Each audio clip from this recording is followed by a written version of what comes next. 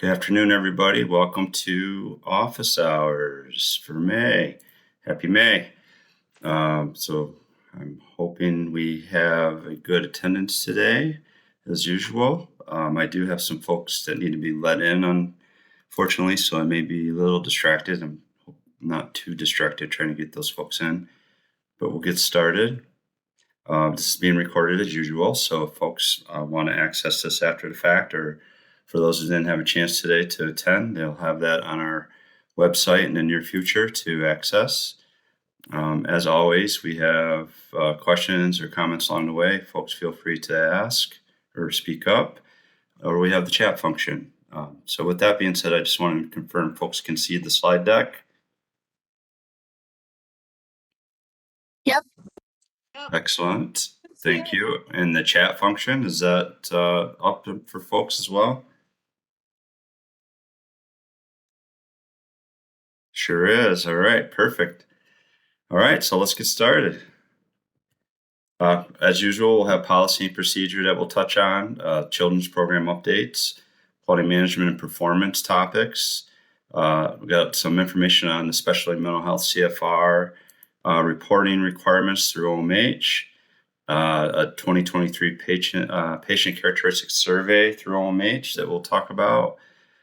Just an alert through the New York State Medicaid redesign team that I want folks to be aware of if they're not already. And then we'll wrap up today talking about the New York State budget, the health home recalibration proposal. So that's going to be our flow today. And if there's anything else anybody else wants to talk about when we get toward the end, we can absolutely do that as well.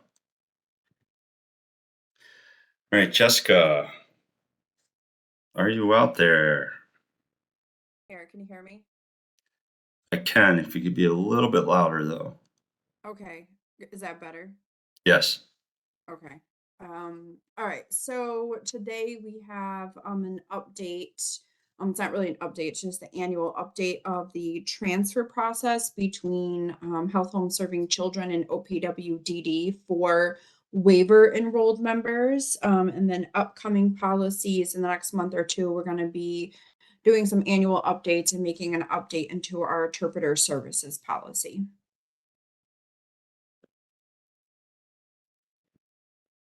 And go to the next slide. There you go.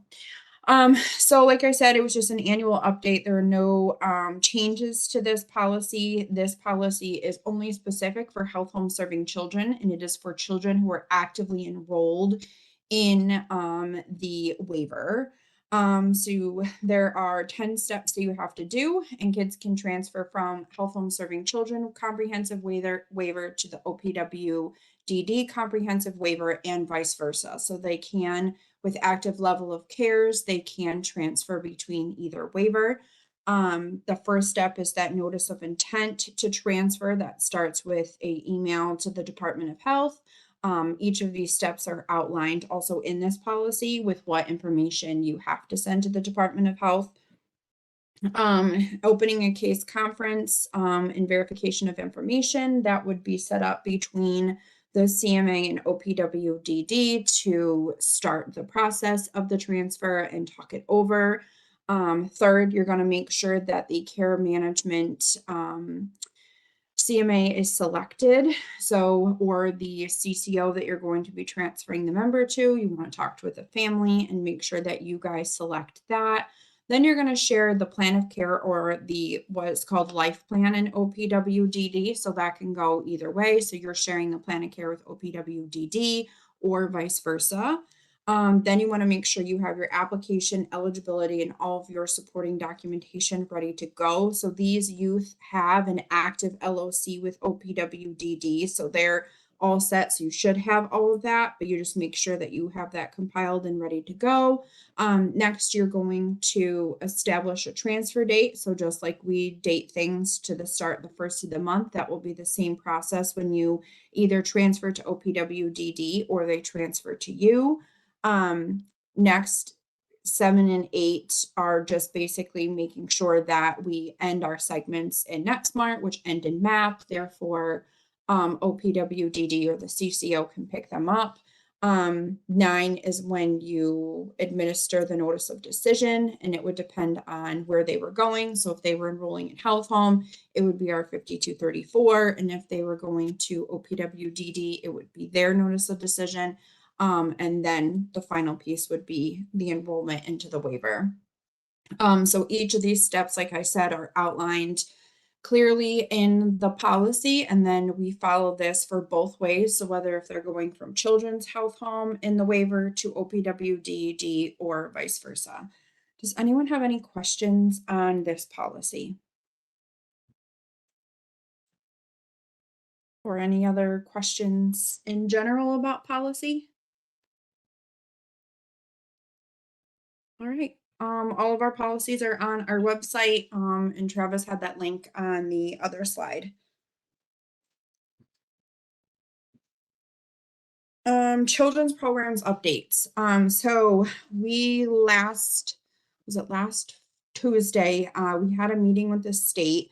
And as most of you know, several of our CMAs were selected to actually meet with the CANS Institute to go over the acuity of the kids that they have. They looked at a month, I believe it was August of 2022 they looked at.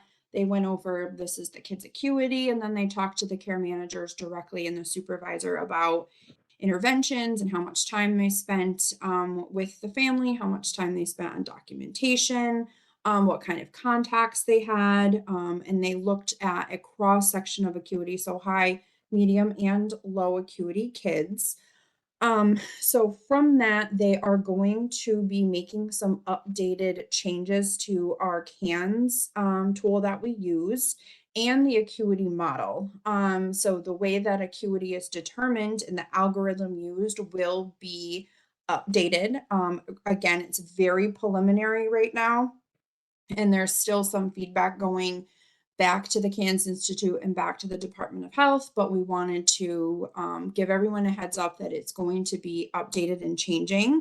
One of the biggest changes that they're going to be doing is the algorithm will be different for kids that are from 0 to 5 versus kids who are 6 to 21. So what they're looking at is kind of getting away from that high, medium, low acuity language. And what we're going to see on the 0 to 5 age range is you're going to be low, early development or complex acuity. And then for our 6 to 21 kids, it's going to be standard, intensive, and complex. What they're also looking at is how this will affect core services, because as we know currently, if you are high acuity or medium acuity, you get the same set of services. With this, they're looking to change that. Again, this is all in development now. I have not seen a proposed policy, proposed changes, or a draft of anything at this point. One thing that they did mention though is that they are looking to move to a in-person versus a telehealth delivery. So we're looking at those complex cases requiring potentially in-person visits. So what we used to call our old face-to-face, with some of our medium and low acuity. So now early development, intensive, standard, and low, potentially being able to utilize that telehealth service. So again, there's no clarity on this at this point, but it is looking to iron out and then be effective right now, targeting for early fall. You can go to the next slide. So this is how they're going to start looking at the CANS algorithm for changes for ages 0 to 5. So if the children are assigned to a low acuity, they're automatically assigned to low acuity. So kids, when they first enroll, those first, before you can get a CANS completed. So basically you always start at low and then you build up. So step 2, instead of following that algorithm that we used to follow, which is on the Department of Health website, if you'd like to go take a look at it, it's pretty complex and you have to score 3 on certain items. Now what they're looking at is, in order to score for this 0 to 5 age for that medium/early development rate, it would be 4 actionable items from a specific set of 21 items. So they picked 21 questions on the cans that you need an actionable score on. So that would be a 2 or a 3. And it would be from those 21 items. If you get 4, then you fall into the medium acuity. And then to be complex or high, it would be a set of 24 items where you need 7 actionable items. You can go to the next slide. It's going to be similar for the kids that are 6+. You always start at low. You're going to bill at low until you get a completed cans. And then as you answer your cans, you're going to move up from there. So step 2 would be that medium/intensive rate, and that's going to be 6 items, 6 actionable items. So scoring a 2 or 3 out of 24 specific questions. And then complex or high will be 16 actionable items out of a set of 43. They did give us a glimpse into those specific questions that they're looking to rate. It wasn't broken out as clearly as I would like it to be, so it wasn't really something I could put together in a slide. Plus, it's very preliminary, so I didn't want to publish anything that wasn't even in draft form yet. But as I get more information on this, I will keep you guys updated. You can go to the next slide, Travis. So as I said, they're looking to go live in early fall. So what they're looking to do is in August, start presenting this. They're going to be an updated trainings. They're looking to streamline the cans. So as you know now, if you have a 17-year-old, you're doing all 96 questions in that cans most of the time, or at least looking at it due to their age. So they are looking to kind of streamline that and take out duplication of some questions that we do have in there. So that's what we're looking at now. And then come late summer, we're going to start with training sessions. Then they're going to launch it, as you can see, in October. So early fall, October, November. And then January would be the certification course being required. So more to come on this, but I did want to give everybody a heads up that this is what they were looking at to address kind of some of our concerns. And they're also going to be giving that telehealth option. And one of the things that they did mention and had been thrown out there before was kind of to do away with that medium acuity, because no one ever really fell into that. And when they looked at the data, they confirmed the same thing, that it seemed to be a transitional acuity. So a lot of kids would be in there for a very short period of time. And when the cans was redone, they quickly went up or they went down. So with this new algorithm, they are looking to see more kids fall into that medium bucket than previously did with the other algorithm. Does anybody have any questions on that? Trisha said I cut out for a minute. I'm not sure what you didn't hear, Trisha.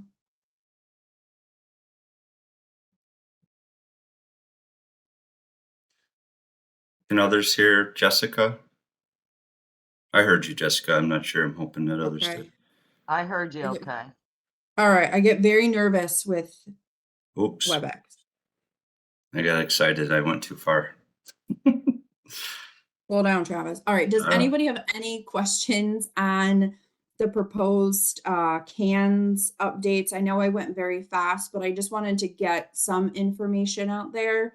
And just as I get updates, I'll obviously will present them in office hours. Okay. A couple other updates. As you know, month over month, we've been kind of talking about putting HCBS referrals in IRAMs. It will be an electronic place to place all of our referrals. Well, that has been put on hold. It was supposed to be live last month. It's now being pushed out to August.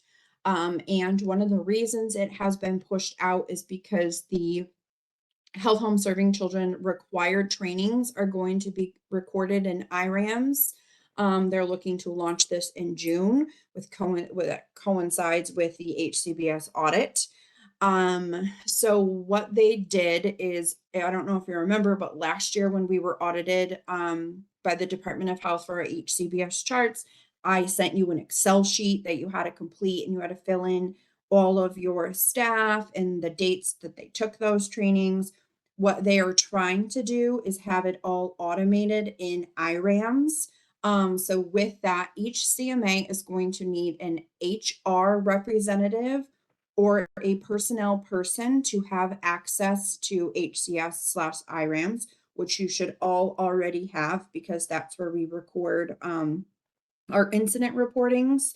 So if you had completed that manual Excel file last year, they are going to attempt to import those files into IRAMs to pre-populate that. So for your CMA, when this does go live, you should be able to go in and verify that that is your staff and it's all complete. If staff have left, you should be able to click a button to have them removed. And then if you need to add new staff, you'll be able to add the new staff and then input those required trainings and the dates that they've been taken. I have not seen this. They haven't done a demo of how this is going to work, so I can't answer many questions on it. So just the most important takeaway here is just to make sure that you have a point person at each CMA that's going to be recording those trainings for your staff. And I can let everyone know that everyone from last year, I do have that Excel file still. So if you want to cross-reference it or you no longer have a copy, I do still have a copy of all of those. Does anyone have any questions on this?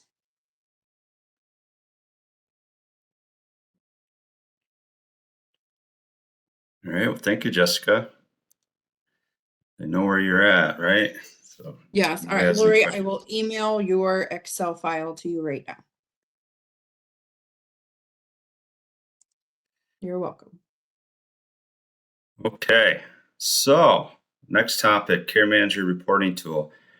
I don't know if folks remember, it was probably at least a year ago. I think it was early in winter in late 21 that we started talking about NetSmart going to a new reports mechanism. And then that got delayed and delayed and delayed. And now we're back on. And this is notification that came directly from NetSmart Care Manager, actually, announcing their new reporting tool and the rollout that's going to occur over the next 4 to 5 months.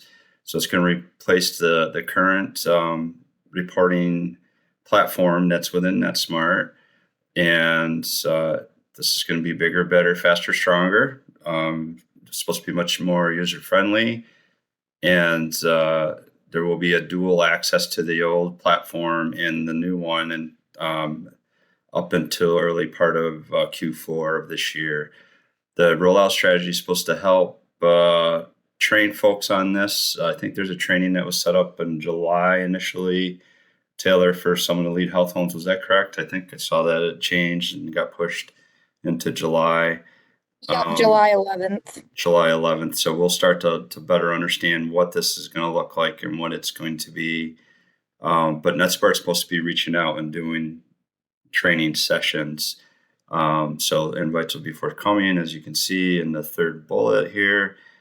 And the big thing, and I know we mentioned this sporadically over the last year plus, if you have any reports in there now that you like, or any duplication of reports, that you want to remove, we want to get that cleaned up now and make sure that the health home's aware. So Taylor has been our kind enough point person for that. So if we could just make sure we reach out to Taylor, you can do that through the health home email or Taylor directly through her email, and we can get those reports that you would like to see. They're saying for informational purposes, but I think if they get enough trend as far as the types of reports, there may be something that they may incorporate. So it's coming, it's back on the docket. And that's what we have at the moment. So we'll know more as a lead health home on what that sounds like, what that looks like after this July training that's coming up. Anybody have any thoughts, questions about reporting tool? Big thing is just start reaching out about those reports that you'd like to see that are really important to your organization, and then any duplications that you want to have corrected. Okay. Next thing's around the comp assessment. So when you're in the SDOH section and you're filling out, place and problems where you live, and folks go through and they check off. You'll see in this example that you got 3 different items checked as problems or issues where someone may be living, and then you see the none of the above category checked as well. That's coming up enough where we'll have a variation of things checked off on this particular question and none of the above as well. And it's creating an issue for when we have to do our quarterly report for confidential Medicaid analytic reporting for the state. The health home has to send, every health home has to send that in quarterly. So that CMARC data, if you will, is getting kind of jammed up in instances where we have this happen. So we just wanted to note that for folks when you're out there, just to try to be cognizant of that when you're completing this, this particular section in the SDOH for the comp assessment. Anything, Taylor, I missed on that piece? I think we got it.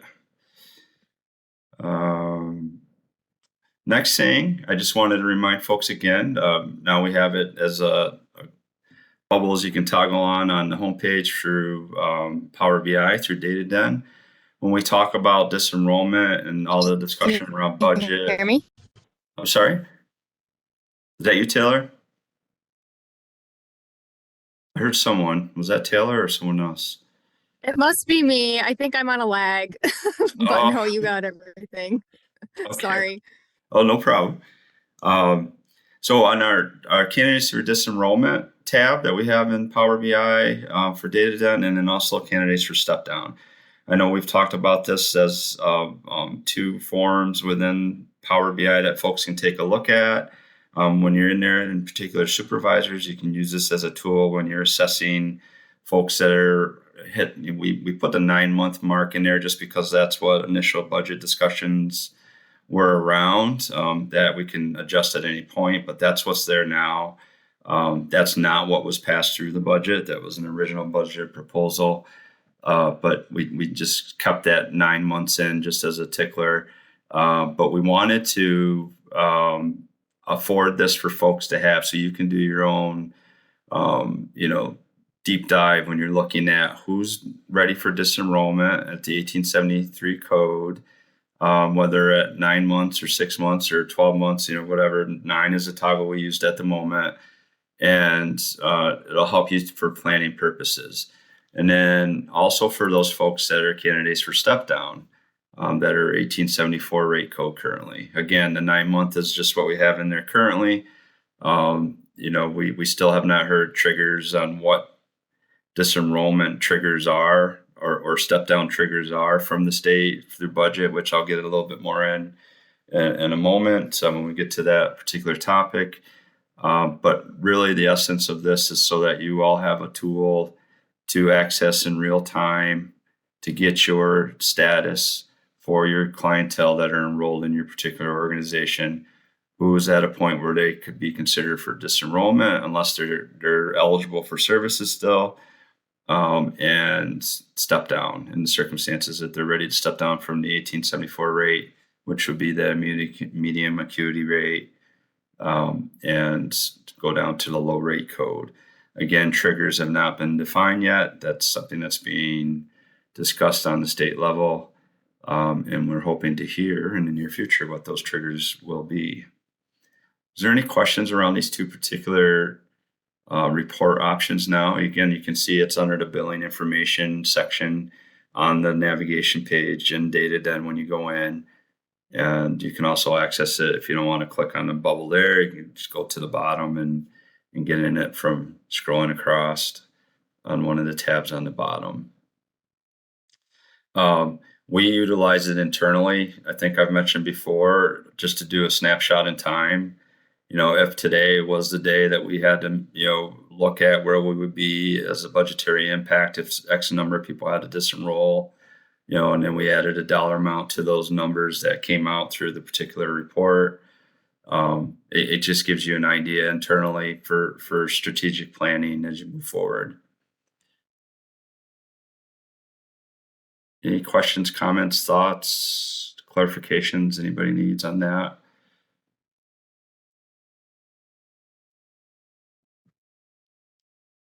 Okay. All right. So OMH, especially mental health organizations that have been designated or provisionally designated. So last week, I believe it was Tuesday, could have been Monday, there was a training that OMH put on status of how things have been going for special mental health population, and next steps. And then there was another training yesterday. So they held 2 sessions. I attended the one yesterday. In those sessions, they went through all the data, et cetera. So all of you that are special mental health designated, which is just about all of us, would have had someone represented and from your organization to attend one of these trainings. So the slides probably looks familiar. They were sent out to each person who attended after the meeting each time. But there's some questions around the consolidated fiscal reporting, the CFR. So what is it? What are you talking about? Because OMH was saying that this is something that has to happen on an annual basis by the organization if they're certified or designated through OMH for programming. So not knowing about this prior to the last week in the meeting, you can see at the bottom that care management agencies outside of New York that have been designated or provisionally designated had a due date of May 1st, 2023, or a 30-day extension by June 1st, which would have to be applied for. Interesting that the presentation and both trainings occurred after May 1st and this information came out, but that's just a side note. But what I'm getting at is we're all learning about this at the same time. It is something that some organizations have been filing a CFR based on their status as, let's say, for example, their legacy provider. It's been handled through their finance department, and it's just been part of business practice along the way. For other organizations that have no idea what this is, they've never had to file a CFR.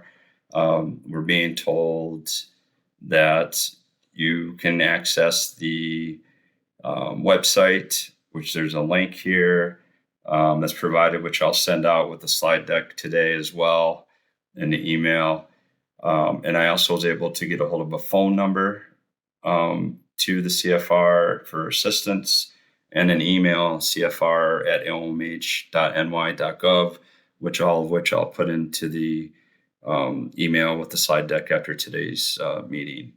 But you would have to apply as an organization for the CFR process, which there's steps that would have to be taken, which I'm not astute on at this point. We're learning internally as our own internal care management agency is going to be walking through this process as well.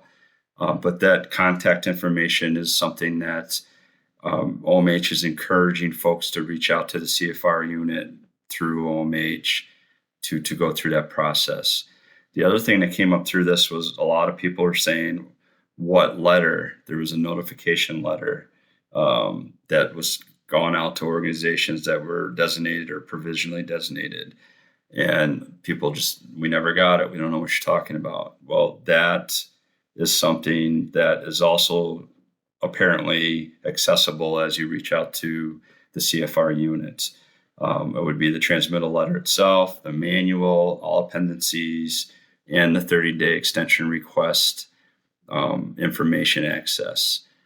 So I highly encourage folks to reach out or someone from your organization, whether it's through your finance, if that's who would handle this, or a program administrator, and just get more information on this process, because each organization that is designated or provisionally designated would have to report on from January 1st of 22 through 12/31 of 22 information through the CFR. And then the next couple slides touches on that process once that reporting happens. Before I go through the next couple slides, was there any questions or comments? This is Lori. I have lots of comments, but most of them are probably not appropriate for a group meeting. Okay. I'm sure people are chuckling who Yeah. have dealt with OMH previously. Yeah. Well, I appreciate your discretion. Thank you.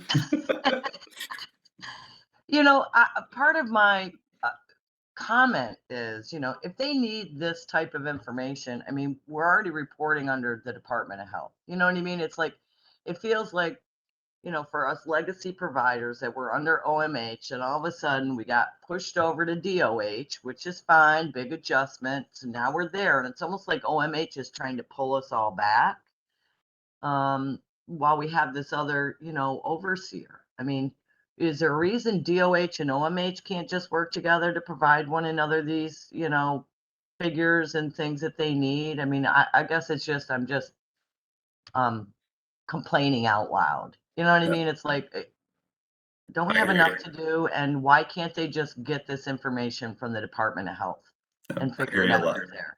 I hear you loud and clear. And back to my comment, we had this training that went out to all providers, and the due date was 2 weeks prior to the actual training occurring, so it's just kind of, that in itself was crazy.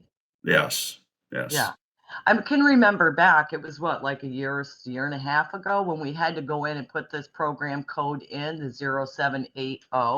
So as a legacy provider that does CFR reporting, we did put that code in, but there was zero explanation as to what that was going to be for. It was just get this set up. And as far as I know, no one has heard another word about it. And the other point I just want to bring up is that they were very clear in that training last week that this is supposed to be for the SMI folks. So even being a legacy provider, we have folks that are in under 2 conditions, so we're going to need to tease it out, because my administration is not going to know how people are enrolled in the program. So if they're just looking for flat numbers through billing, they'll have no idea what they're reporting. So this could get really messy based on what they were saying without any clarity whatsoever. And I just think it's rude that they expect us to chase it around when they should have been more forthcoming about letting people know what they needed. Now it's, we need to go here to figure out what it is they're asking. Anyways, I'm just complaining out loud, and I apologize to anybody that No, I think hear me complain, but I'm not looking to speak for others, but I would imagine that others feel similar to what you just described. And it was interesting when I was on the training yesterday, and this is not a knock at anyone, but it was, this is something you have to do. Oh, by the way, we don't have details. You have to reach out to this unit to find out. So it was just kind of a disconnect. And as you said, you're kind of chasing the train now. And it shouldn't be our job to chase the train. If they want to let the train out of the gate, they can chase the train, bring it back, and then do it the right way. Again, I'll shut up. But I personally like the trains that go around even more. So I'll be quiet now. I like the ones that go around the Christmas tree. They just go in a circle, so they're coming back soon. Instead of just going down the track and going away from you, so you can catch it easier. But we'll try and get more information now as we know more. I don't know the details of the CFR application process. I can say HI, our internal program, hasn't had to put that forth in the past, so that's new for us as well. But just each organization is going to have to go through this process according to what OMH is saying. So I'm just encouraging you all to reach out. I'll make sure I get that contact information for the email, the phone number direct to the CFR department, and then also the link. And then this program code, the 0780, that is the code that identifies especially the mental health population for CMA. That would be the one that you would use. And then as you can see through the following bullets, there's just more information around how you would enter that information for purposes of the CFR itself. So if you had, for example, a number of counties that you were designated, especially mental health, but you had one location you're working out of, it would go under the one location, not one for each county. And then you would walk through accordingly. And then this is a separate code from general population health home care management, which you can see at the bottom is a 2730 for the adult program. And then the last, just how you would submit that. Again, this will come out with the deck. So I'm sorry I don't have more information. I did get some contacts, a phone number. So hopefully there's a able-bodied person, individual on the other side that can answer those questions. Is there anything else on the CFR piece? Lori, thank you for bringing forth your thoughts. I appreciate it as always. Just from a lead health home perspective versus a CMA, has there been any pushback or, discussion with the Care Management Coalition on this? This hasn't come back yet. I would imagine it will be put on that docket. I think at the moment with all the executive budget, the budget going through, that's been all consuming through the coalition in particular. So And that's if it's understandable. not, I we just can make wondered. sure it gets on the radar. I can reach out on that. Thank you. Absolutely. Anybody else have anything they wanted to mention around this topic?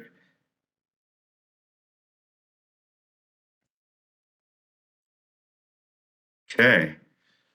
The second thing that I walked away with from the training was around a patient characteristics survey. So this is a requirement that is going to occur from the week of October 23rd through 29th.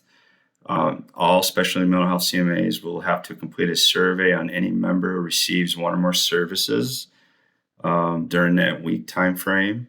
And there's a link to the survey, and it has to be submitted for data collection purposes. My understanding, based on the slide and what was said during the training yesterday, is this is a 2-year reoccurring survey that occurs for people who are tied to a public mental health program in New York State. I don't recall this from my past experience, but that doesn't mean it didn't exist.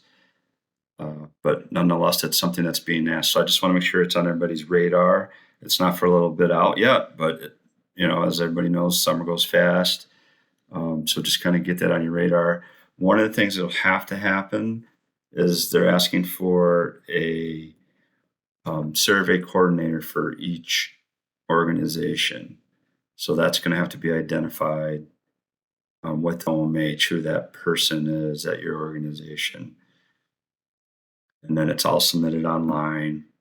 There's an FAQ link, the form, and any stuff that you want to know around the PCS down toward the bottom here. And then once the agency survey coordinators come up, when those are identified, they can contact OMH to have any questions they may have. So more to come on that, but I'll bring these slides back up again as we work our way through the summer, just as reminders, but just wanted to get it on your radar now. Oh, I wanted to make sure here that folks knew, if you weren't aware already, that the Attorney General for New York State is warning that there's some fraudulent activity of scammers trying to take advantage of people that are going to have to go through any sort of recertification or enroll, and they're trying to get money from folks, and it's just not a good thing. So just want to make sure that you're aware, if you weren't, that that's occurring, so you could relay that to your membership and to others that you think may need to know this information. Ideally, people won't get these kind of calls, but at the end of the day, there are some folks out there trying to take advantage, trying to scare people into spending money or they're going to lose their coverage. And the big point is that, the state's never going to charge folks to re-enroll or enroll into a Medicaid service. So that is hot off the press in the last week or so. So I just want to make sure you folks had that. Any questions before I touch on the Health Home Coalition budget proposal?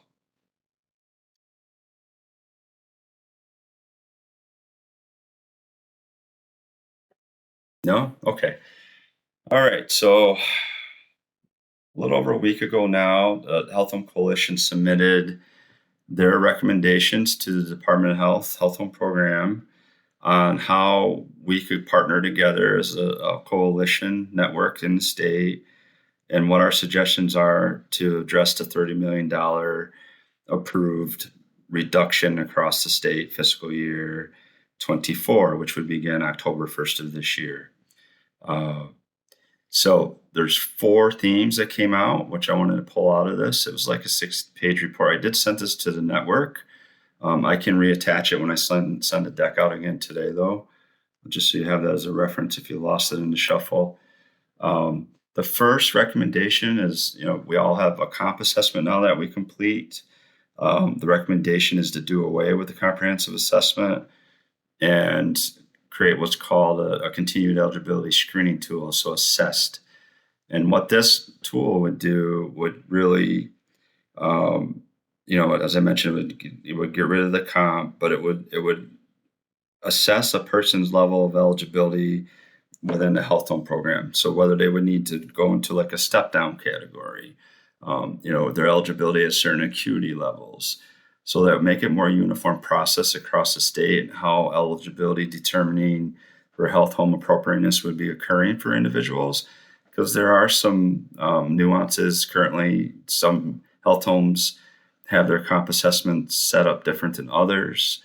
How they're garnering that information is a little bit different than others. So this would standardize that whole process, which would in turn help to set up for cost savings. The next recommendation was to create a new rate code. So I mentioned a step down. If through the CEST, you'd have a new rate code established, which would be a step down rate code, which does not exist right now. We have our high, medium, and low. If someone were to be considered to go into that step down rate code, there was a proposal that was put forth that would be per member per month. So it'd be like at $150 rate per month, so that we could continue to work with that person at, on a lower level, if you will, so that they don't just drop off the map for health home services. As we all know and we're well aware of, things can happen quickly in a person's life, and their circumstance can change very rapidly, and it may propel them up back into another level for health home service acuity. The third recommendation was around, there's a community health worker program that was approved through the budget to really try to get some monies under it to get up on its feet statewide. And the coalition is strongly recommending that community health worker wraps into the health home program.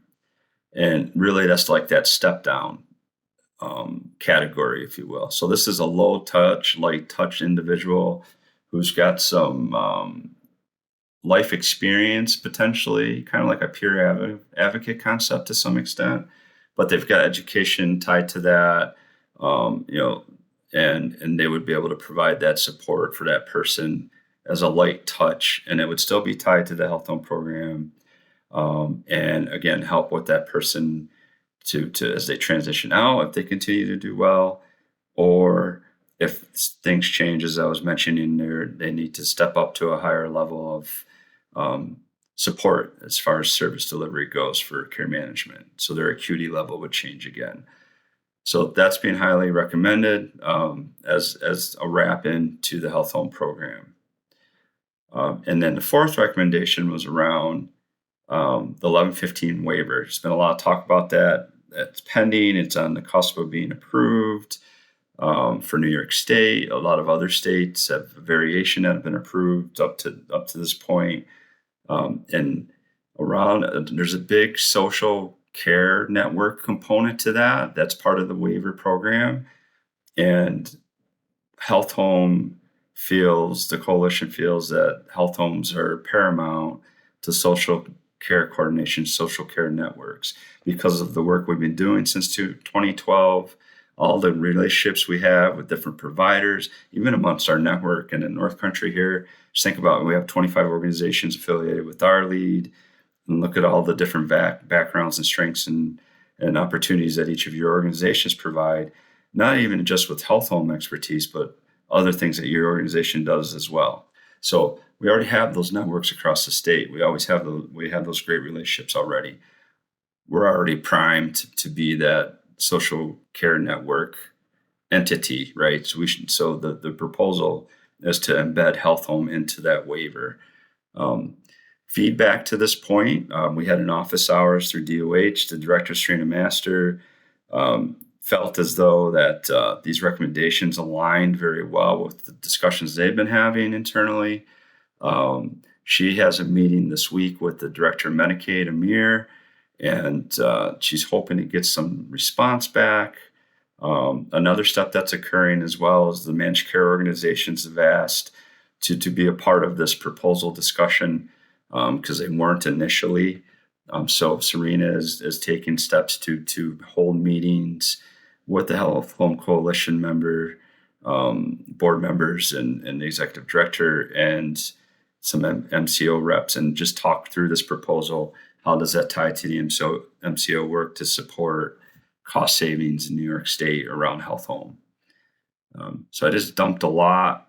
Is there questions, thoughts around this? I know some of you on this call were also on that call the other day, because I saw as we were looking through the attendance. So if I've missed anything and anybody that was on there wants to chime in, feel free.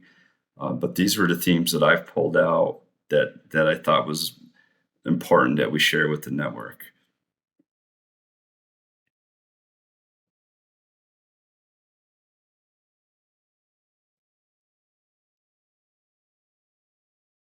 Okay. I'll just mention one more thing before we get off this particular topic. I said earlier that the original proposal for the 9-month graduation rate was pulled out when the budget got approved. So that's not a factor at this point. And those triggers of what the cost savings are going to be for the health home program are still being defined. But those two reports that I touched on earlier, I think there will be some sort of landing on member enrollment. I just don't believe it's going to be a hard cutoff like was originally proposed. So I think anything we can do as a provider, as a network, collaboratively, to look at appropriate graduation, appropriate transition, I think that's always a proactive thing, because at the end of the day, it is not a long-term care management program. But there's a lot of people that need service, and if they didn't have it, that would not be a good thing. So it's really looking at that, a little differently than we might have in the past, because we didn't have the significant type of a budget encroachment, to the program. So just being thoughtful in how we're looking at that moving forward.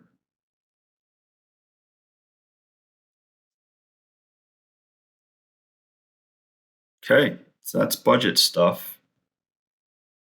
And then that was all I had today. Unless anybody had anything else they wanted to talk about.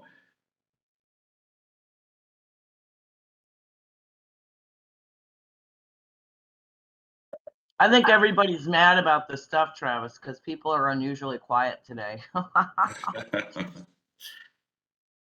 Well, we're going to continue to try and get you information as we have it. And, I know it's not always the information that we like or want to see, but I think transparency is important. And, we want to continue to be a partner in any way we can. This impacts everyone. It's not just, a fly-by-night thing. It's impacting our whole region for health home, and it's also impacting the state for all the other organizations and regions. So, we have to put our heads together as we're working through this, and whatever we can do as a lead to provide you the tools and any support or Q&A that we can help provide, we'll continue to do that. You know, we know you all do great work, and we know you make a difference. We just have to get our partners at the state to see some of that in a tangible outcome way, that these types of decisions may not be made moving forward.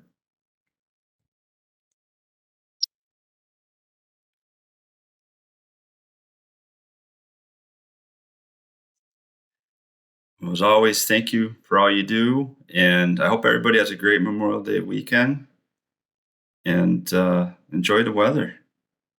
We'll talk with you soon. Thanks so much. Bye, everybody. Have a great Bye, day. everybody.